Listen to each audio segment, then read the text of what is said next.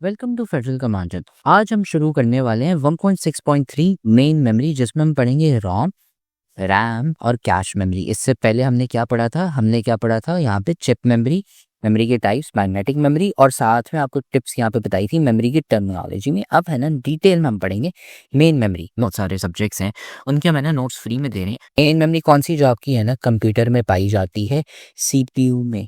ठीक है, main memory, RAM, रोम, cash बहुत ज़रूरी होती हैं। हम आज है ना ये करने वाले हैं। ठीक है, मेन मेमोरी में क्या होता है, आपके जो डेटा और प्रोग्राम्स जो अभी एग्जीक्यूट हो रहे हैं कंप्यूटर से, वो है ना रखे जाते हैं इसमें। ठीक है, क्या मतलब, जैसे कि है ना मैंने है ना गूगल खोला, गूगल अभी मैं चला रहा हूँ, तो वो मैं अपनी मेन मेमोरी में रखूँगा, इसलिए हम इसे कहते हैं मेन मेमोरी। मेन मेमोरी क्यों? क्योंकि यार अभी है ना मेरा काम उसमें चल रहा है, अभी मैं काम कर रहा हूँ उसके ऊपर, काम की चीज़ें है ना मेरी मेन चीज़ में रखी जाती हैं। ठीक है, मेन मेमोरी। ठीक है, अलग अलग टाइप्स हैं, रैम, रोम, कैश, उसके ऊपर आते हैं। लेकिन अभी है ना सिर्फ हम जनरली कंप्यूटर की जब बात करते हैं, मैं कुछ चला रहा हूँ, मैं ऐप चला रहा हूँ, अच्छा मैं गेम खेल रहा हूँ, वो मेरी रखी जाएंगी मेन मेमोरी में। अच्छा, उसके अलावा मैं क्या कर रहा हूँ, उसके अलावा लेट्स से मैंने गूगल खोल लिया, वर्ड डॉक्यूमेंट खोल लिया, मैंने है ना तस्वीर खोल ली, वो सारी मेरी रैम में चलाई जाएंगी। ठीक है, और साथ में लेट्स से अगर आप कहते हो अच्छा मुझे प्रोसेस कुछ करना है डेटा, लेट्स से मैंने क्या यार गूगल पे जाता हूँ, गूगल पे है ना मैं है ना कुछ सर्च करता हूँ, तो उससे मेरा वेब पेज चेंज हो रहा है। ठीक है, मैं है ना कुछ सर्च करता हूँ, अच्छा मुझे है ना यूट्यूब पे जाना है, मुझे है ना भाई फेडरल कमांडर की वो देखनी है, मैंने सर्च मारा, अब चेंज हुआ। वहाँ पे जो चेंज है, ये सारे मैंने आपको बताया था एयरयू होता है आपका, अरिथमेटिक एंड लॉजिक यूनिट। वो क्या करता है, अरिथमेटिक एंड लॉजिक यूनिट आपकी कैलकुलेशंस करता है, एडिशन, सब्ट्रैक्शन, मल्टीप्लिकेशन, डिवीजन, ये चीज़ें करता है। तो जब आप वहाँ पे जाके फेडरल का मार्जिन सर्च करते हैं यूट्यूब पे, तो एडिशन, सब्ट्रैक्शन, ये चीज़ें होती हैं, और ये मेन मेमोरी के है ना जो रिजल्ट्स होते हैं, ये एएलयू आपका है ना बेसिकली जो करता है, कैलकुलेशन करता है, प्रोसेस करता है, वो स्टोर भी करता है मेन मेमोरी में। ठीक है, तो लेट्स से आपने दो नंबर्स ऐड किए, 7+5 = 12, वो 12 नंबर आपने किधर स्टोर कर लिया, आपकी मेन मेमोरी में होता है। ठीक है, अब हम आते हैं मेन मेमोरी की तीन टाइप्स होती हैं। और सबसे इम्पोर्टेंट बात, हमने इस चैप्टर के ग्रैंड टेस्ट का जो प्रैक्टिस टेस्ट है उसका लिंक हमने डिस्क्रिप्शन में डाल दिया। आप डिस्क्रिप्शन में जाकर ये ऊपर पहला लिंक है प्रैक्टिस ग्रैंड टेस्ट को, यहाँ पे जाएं और सॉल्व करें और प्रैक्टिस करें। यहाँ से आपने अगर प्रैक्टिस कर ली, आपके एग्जाम्स के अंदर एमसीक्यूज के अंदर 100% मार्क्स गारंटेड है। उसके अलावा अगर आपको हमारे फ्री नोट्स चाहिए, lecture, guest papers, model papers चाहिए, तो इस पहली वाली लिंक पे क्लिक करके आप हमारे चैनल को ज्वाइन हो जाएं, और दूसरी वाली लिंक को क्लिक करके आप हमारा व्हाट्सएप ग्रुप है इंपॉर्टेंट प्रीमियम, उसको ज्वाइन हो जाएं। ठीक है, अगर आपको ट्यूशंस वगैरह के अंदर एनरोल होना है, कोई डाउट है, तो ये हमारा व्हाट्सएप नंबर, इस पर क्लिक करेंगे आप डायरेक्ट व्हाट्सएप पे चले जाएंगे, और तमाम बुक्स के पीडीएफ इस वाले यहाँ पर आखिरी वाले आपके पास गिवन है। आप यहाँ से कोई भी बुक उठा सकते हैं, आपकी जो मर्जी चाहे, सारी की सारी क्लासेस का। इसके साथ साथ आपसे रिक्वेस्ट है, आप चैनल को सब्सक्राइब और वीडियो को लाइक भी करते हैं। तो आपको अभी पता ही नहीं हमने रोम, रैम और कैश मेमोरी। पहले होता है रोम, रीड ओनली मेमोरी।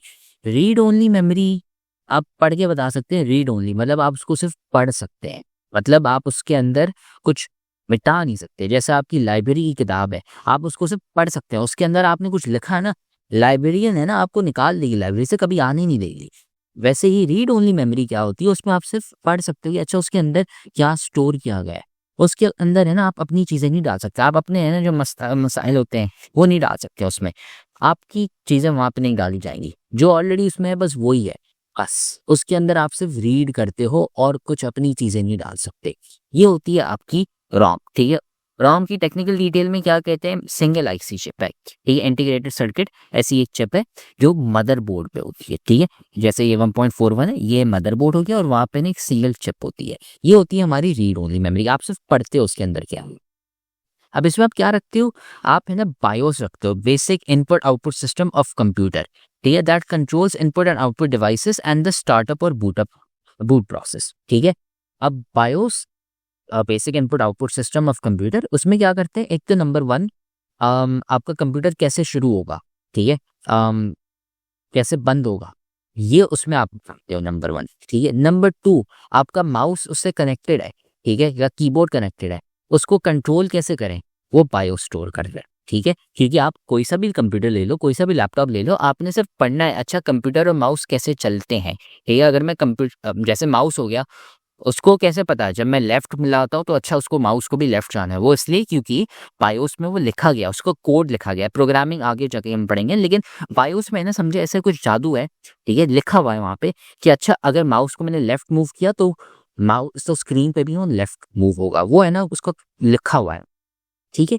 ये है ना कंट्रोल करने की चीज़ें होती हैं, ये सिर्फ आपको पढ़नी होती है, ठीक है। आपका कंप्यूटर कैसे शुरू होता है, आप है ना वहाँ पे कोड को बदल देंगे, आपने बोला नहीं है ना मैं थोड़ा सा अलग है ना अपना आइंस्टाइन बनता हूँ, है ना चीज़ें बदल लेता हूँ, आपका कंप्यूटर खुलेगा ही नहीं।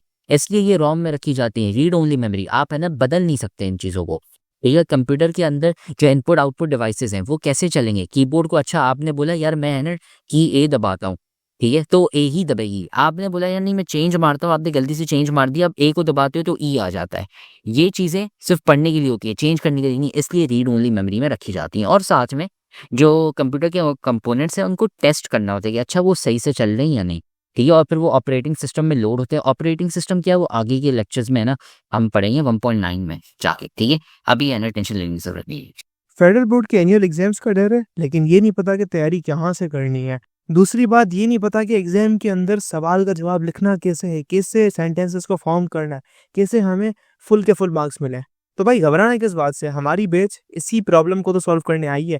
तो आप भी हमारे बच्चों की तरह 97.8 परसेंटेज ला सकते हो, 98.27 परसेंटेज ला सकते हो, फातिमा की तरह अगली फातिमा आप बन सकते हो। आप 505 मार्क्स ले सकते हो आउट ऑफ 520। अच्छा जी, कैसे? हम आपको सिखाते हैं कि एग्जाम के अंदर लिखना कैसे होता है, ग्रेड टेस्ट प्रोवाइड करते हैं। देखिए जी, हमारे पास है पाकिस्तान की one of the best faculty. आप कोई भी सब्जेक्ट लेना चाहें, आपका जो दिल करे, आप सारे सब्जेक्ट्स लें, सिर्फ और सिर्फ 3000 रुपये में पूरे साल में। आपको एग्जाम राइटिंग मेथड सेशन दिए जाते हैं कि सवाल का जवाब लिखना कैसे, डिफरेंस वाला अलग क्वेश्चन, डेफिनेशन अलग, एग्जाम्पल वाला अलग, मैथ के सवालों का जवाब अलग होता है। आपको टॉपर बच्चों के नोट्स दिए जाते हैं, आपको फुल बुक के notes, question answers, live classes के अंदर कॉन्सेप्ट पढ़ाया जाता है आपको, और उनकी रिकॉर्डिंग्स भी दी जाती हैं। भैया और क्या चाहिए? अच्छा, और मजे की बात, ग्रैंड टेस्ट से हमारा समझो पेपर लगता है। ये हमारा है केमिस्ट्री का ग्रैंड टेस्ट, इसका सवाल नंबर तुम नोट करो ये। तो भैया इस ग्रैंड टेस्ट में से आपके 3 सवाल लगे हैं क्लास 9 के केमिस्ट्री के पेपर में इस साल, जो नए सिलेबस से हुआ था 2025 के अंदर ग्रेड 9 का। तो इतने इंपॉर्टेंट हमारे ग्रैंड टेस्ट होते हैं, सारे आपको दिए जाते हैं। तो भैया देर किस बात की, इस नंबर पे कांटेक्ट करें और अभी रजिस्टर करवाएं। ये हो गया हमारे बायोस। फिर उसके बाद बायोस क्या करता है, इस ये परमानेंट मेमोरी होती है, इसमें आप एक चीज डाल दी ना आपने, वो हमेशा जिंदगी भर के लिए पड़ी रहेगी, कभी नहीं निकाली जाएगी इसमें। इसलिए पहले हम पढ़े रहे टेम्परेरी और परमानेंट मेमोरी, ये आपकी परमानेंट मेमोरी होती है। इसमें आपने एक दफा चीज रख ली मतलब भाई उधर से डिलीट नहीं होने वाली कभी, ठीक है। और नॉन वॉलेटाइल है, नॉन वॉलेटाइल डोंट वरी, हम है ना अगले लेक्चर में पढ़ेंगे, लेकिन नॉन वॉलेटाइल का इतना मतलब है ना अभी मैं बताने का फायदा नहीं है, आगे जाके मैं आपको नॉन वॉलेटाइल और वॉलेटाइल है ना नेक्स्ट लेक्चर में डिटेल में बताऊंगा, फिर है ना आपको पता चल जाएगा। अभी फिलहाल ये समझ लें नॉन वॉलेटाइल है, ठीक है। तो फिर उसके बाद 3 कॉमन टाइप्स हैं रोम के। रोम के 3 टाइप्स हैं, programmable Rome, erasable programmable Rome and electronically erasable programmable रोम। सिर्फ ये 3 टाइप्स आपको जानने की जरूरत नहीं कि ये क्या क्या करते हैं, ठीक है, डिटेल्स जानने की जरूरत नहीं। अब आते हैं हम random access memory. Random access memory आपकी रैम होती है, ठीक है। ये है ना यूजुअली आपके सारे कंप्यूटर्स में होती है, लैपटॉप्स में होती है, ठीक है। ये है ना आपकी किधर होती है, मदरबोर्ड में होती है। ये याद रखिए, ये हाई स्पीड मेमोरी है। हाई स्पीड मेमोरी मतलब जल्दी से है ना मुझे प्रोसेस करके देती है चीज़ें, जल्दी से मुझे है ना चीज़ चाहिए रैम से मुझे जल्दी से देती है, स्लो नहीं है हमारी हार्ड डिस्क की तरह, मैग्नेटिक मेमोरी की तरह स्लो नहीं है, ठीक है। तो ये रीड राइट मेमोरी है। इसका मतलब ये है कि आप पढ़ सकते हो और साथ में अपनी चीज़ें देख सकते हो। मतलब आपने है ना बोला यार अच्छा यहाँ पे तस्वीरें पड़ी हैं, इसमें मैं एक और तस्वीर डाल देता हूँ, आज जो मैंने ली तस्वीर मैंने उसमें डाल दी, ठीक है। आपने बोला यार 10 गेम्स पड़ी हैं, अब मैं अपनी गेम वहाँ पे डाउनलोड कर लेता हूँ, ये होती है आपकी राह, ठीक है। आपने बोला मैं अपनी चीज़ें वहाँ पे डालूंगा, साथ में पढ़ूंगा भी कि उसमें क्या है, ठीक है। ये होती है हमारी राह, ठीक है। और क्या होता है कि अच्छा हमारे प्रोग्राम्स जो अभी मैं चलाऊंगा, जैसे मैंने कहा यार यूट्यूब खोल के मैं चलाऊंगा, यूट्यूब जब खुला हुआ होता है, बंद नहीं, जब खुला होता है तो वो रैम में चलता है। आपने बोला गेम है, जब बंद होती है तब रैम में नहीं होती, लेकिन जब आप खोलते हैं तो वो रैम में आ जाती है, ठीक है। जब बंद होती है तो किधर होती है, सेकेंडरी स्टोरेज डिवाइसेस, जैसे हार्ड डिस्क जो आपकी मैग्नेटिक वो हो गई मेमोरी, ठीक है। जब बंद होती है तो इनमें होती है, लेकिन जब खोलते हैं गेम को तो रैम में आ जाती है गेम, ठीक है। और साथ में अच्छा यूएसबी भी हो जाता है, हार्ड डिस्क और सेकेंडरी स्टोरेज डिवाइसेस के अलग अलग टाइप्स हैं, ठीक है। फिर उसको रैम में क्यों डालते, ताकि वो है ना चल सके गेम, उसको प्रोसेस करना होता है, माइक्रो प्रोसेसर ने उसको एग्जीक्यूट करता है, ठीक है। और ये वॉलेटाइल मेमोरी होती है, अगेन अगले लेक्चर में हम पढ़ेंगे, अभी टेंशन ना ले, ठीक है। ये हमने पढ़ लिया रैम और रोम के बारे में, इनके फ़र्क पढ़ लिया हमने, ठीक है। और इतना मैं बता दूं, यहाँ पे हमने पढ़ा था ना परमानेंटली स्टोर्ड है, ठीक है। ये है ना परमानेंट नहीं होता, ये टेम्परेरी होता है, ठीक है। अब हम आते हैं आखिरी type of memory, cache memory, ठीक है। अब ये कैश मेमोरी है ना बहुत ही छोटी मेमोरी होती है, बहुत ही छोटी मेमोरी होती है, लेकिन क्योंकि ये बहुत छोटी होती है तो ये एक्सट्रीमली फास्ट, ये समझो आपकी सबसे फास्टेस्ट मेमोरी है। आप इसमें बहुत ही कम चीज़ें रखते हो, लेकिन इसलिए रखते हो ताकि आप वो बहुत जल्दी से एक्सेस कर सको। जैसे मैंने आपको कुछ लेक्चर्स पहले एक एग्जांपल दिया था, आपके बिस्किट हो गए, बिस्किट आप कबर्ड में रखोगे जो आपके किचन में होगा, या फिर अपने स्टोर रूम में रखोगे जो 3 फ्लोर ऊपर होगा। अपने किचन के कबर्ड में होगे ना बिस्किट, वहां पे रखोगे क्योंकि आप रोज बिस्किट खाते हो। वैसे कैश मेमोरी ऐसी ही होती है, बहुत ही छोटी सी जगह होती है कबर्ड में, लेकिन लेकिन आप भाई आपने बोला यार जल्दी ना है ना, जल्दी से मैं सोफे से उठा, किचन में गया, सामने पड़ा हुआ है किचन, वहां से मैंने बिस्किट उठा लिए।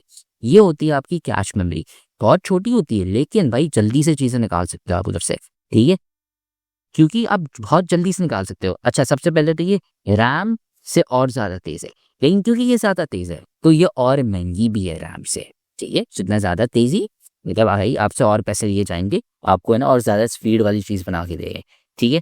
अब इसमें क्या रखते हो, ऐसी चीज़ें रखते हो इन्फॉर्मेशन जो बहुत ही है ना कंप्यूटर ज़्यादा एक्सेस करता है। जैसे बिस्किट है, बिस्किट आप रोज़ खाते हो ना, वैसे ही इन्फॉर्मेशन जो कंप्यूटर को बहुत दफ़ा चाहिए होती है, तो उसमें है ना आप ऐसी चीज़ें रखते हो, क्यों?